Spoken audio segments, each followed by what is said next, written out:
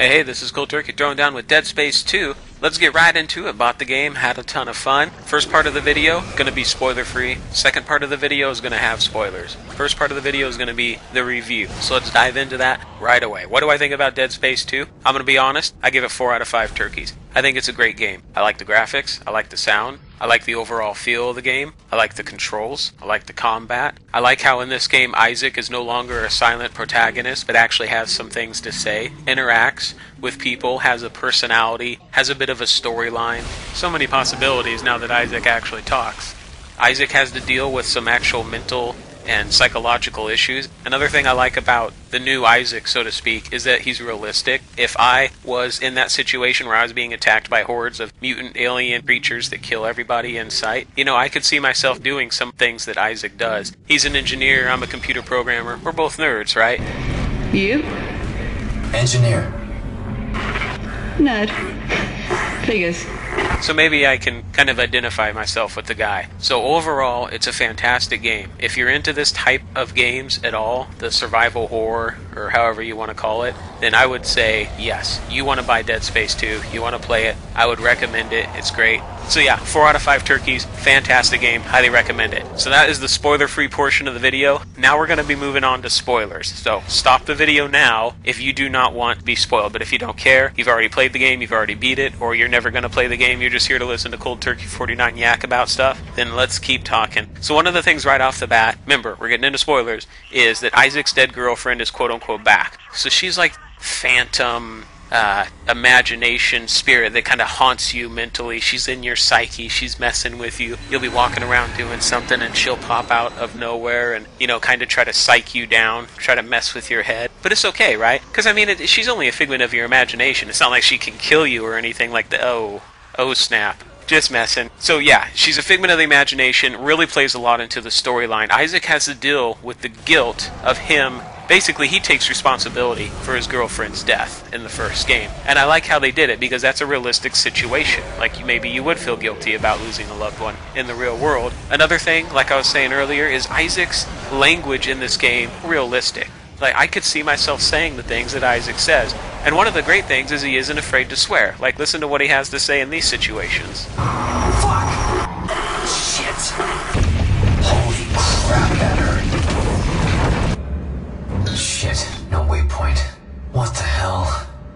Guidance system malfunction. Fuck! Guidance systems offline. Oh shit! Brace impact. So yeah, Isaac is not afraid to throw down a few swear words when the need arises. And I think that's fantastic. It's such a realistic portrayal of what somebody would do in that situation. Another great thing about Dead Space 2 is it really portrays visually, I think, what it's like to be on a space station. The game, the whole plot of the game basically takes course on Titan Station, a station which is based on Titan, which is a moon from the planet Saturn. So when you go through the game, sometimes you get in these situations where you can look through windows, or even when you're in outer space itself, and you look around and you're just like, wow, this really portrays space really well. I mean, it feels good, it looks good. The zero gravity effects, when there's no oxygen, there is oxygen, you're floating through space, you're using your boosters to maneuver through situations, solving some puzzles maybe. It's a fantastic visual display, but it's got the right atmosphere as well. And that's one thing about Dead Space 2, it's got a lot of atmosphere. Fantastically done. Another great thing is that once you beat the game, you unlock a new mode called Hardcore mode.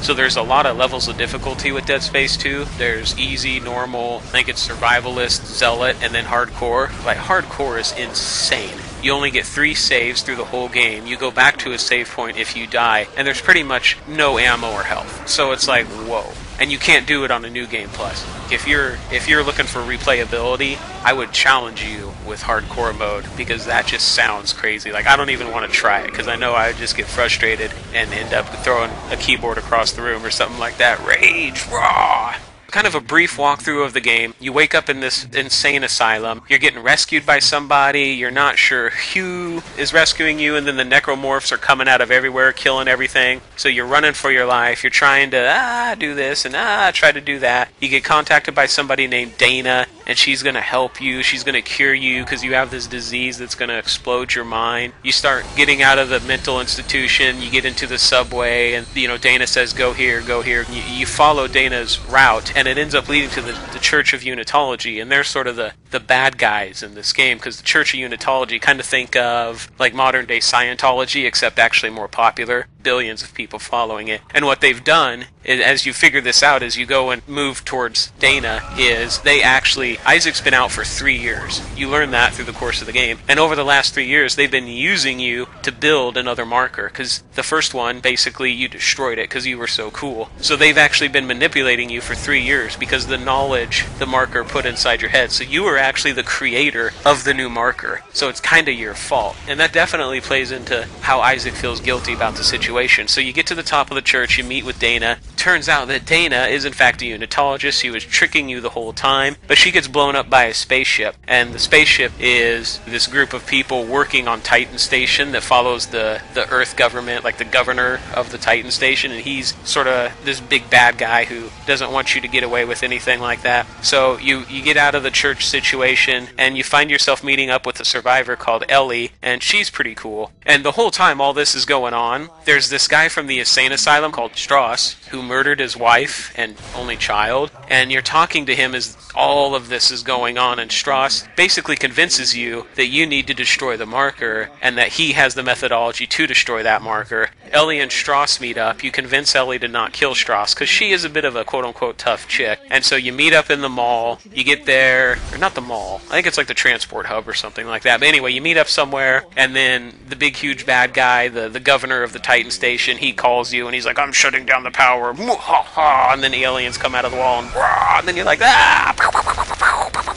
So you do a lot of that. Then you go up to the solar panels and you power up the station, then you rocket down in like this escape pod thing, and so you get there and you got to go to the government section to take out the new marker. You try to get to the government section, you get blocked again by the governator. I'll call him the governator from now on. He is the governator of the Titan Station, and he is there to terminate Isaac Clarke. Yeah, you will not stop the marker. Yeah. So you figure out that the Ishimura, the ship with which all the events of Dead Space 1 occurred, has been in Titan Station for the last year or two. The media covered it up as some sort of a terrorist attack, not actually telling the general populace that it was in fact the marker from the Church of Unitology.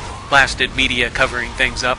So you get to the Ishimura, you power up the gravity tethers or something like that, so you can get yourself across to the government section. You find this big drill when you get on the rock, you drill your way to the building, you get to the building, the marker's there, and then you have the sort of quote-unquote final fight with the governator, which is actually just a series of quick-time events, unfortunately. I was hoping they would do more than that. Then the real fight begins.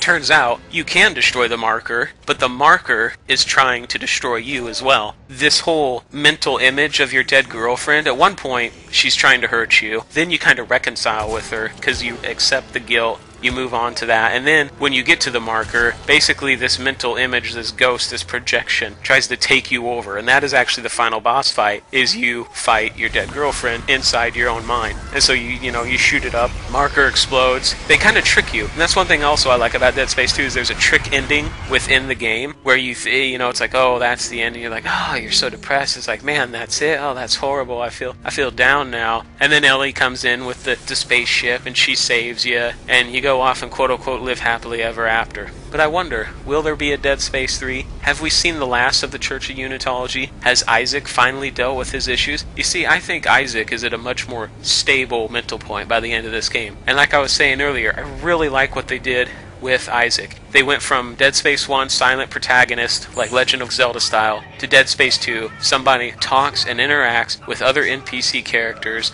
The voice acting was good, the decisions he makes are pretty realistic. Sometimes he'll say a joke here or there, and you also got to remember that he's technically clinically insane because he's fighting mental images and projections the whole time, with his dead girlfriend always appearing out of nowhere. So, clinically insane. You gotta kind of factor that in a little bit. But overall, really like the game. Fantastic. That was the brief walkthrough. 4 out of 5 turkeys. I'm gonna highly recommend Dead Space 2. Give it a shot if you get a chance. This is Gold Turkey. Thanks for watching.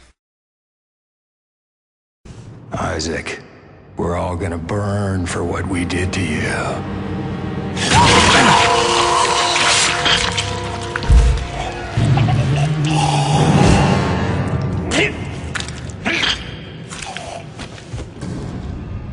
Jesus, man! Help me! Would you fucking help me? Calm down. I'll cut you out of there. Is that a tissue laser? A plasma cutter? Oh my god! Fuck. What the fuck are you doing? Shit. Help! I'm trying. Help! I'm trying.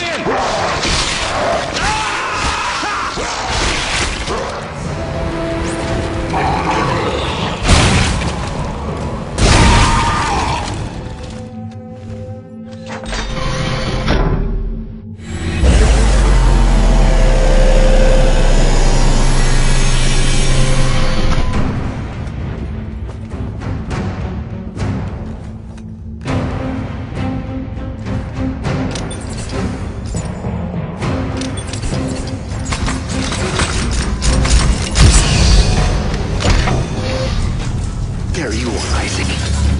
We've been waiting for you. Now it's your turn! Oh god! Ellie!